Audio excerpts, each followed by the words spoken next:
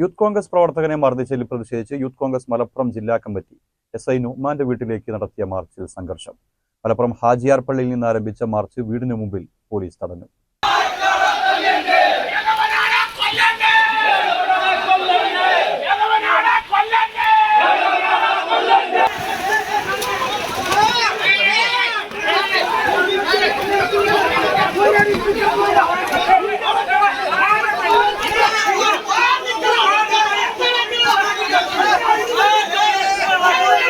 പ്രതിഷേധിച്ച പ്രവർത്തകരും പോലീസും തമ്മിൽ സംഘർഷമുണ്ടായി.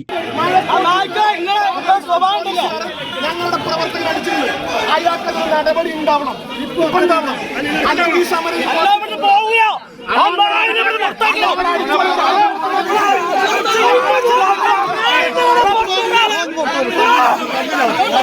പോലീസുകാരനെ പിരിച്ചുവിടണമെന്നും ഇദ്ദേഹം കാക്കി യൂണിഫോം ഇട്ട് മലപ്പുറത്ത് വന്നാൽ നേരിടുമെന്നും മാർച്ച് ഉദ്ഘാടനം ചെയ്തുകൊണ്ട് DCC president advocate VS Joy പറഞ്ഞു.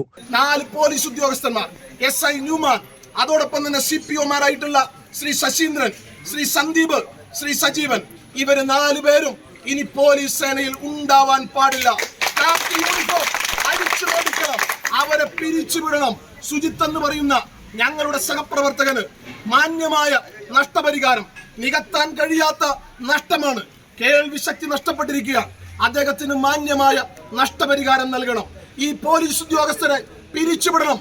അവർക്കെതിരെ ക്രിമിനൽ കേസെടുത്ത് കയ്യാമം വെച്ച് കാൽത്തുറങ്കിൽ അവരെ അടയ്ക്കണം.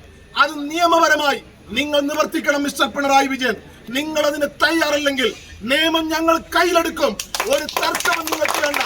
യൂത്ത് കോൺഗ്രസ് ജില്ലാ പ്രസിഡന്റ് ഹാരിസ് മുതൂർ അധ്യക്ഷത വഹിച്ച പ്രതിഷേധ മാർച്ചിൽ യൂത്ത് കോൺഗ്രസ് സംസ്ഥാന vice president Abin Varkey, PP Shaji, Jamsheer Pallivayal തുടങ്ങിയവർ പങ്കെടുത്തു.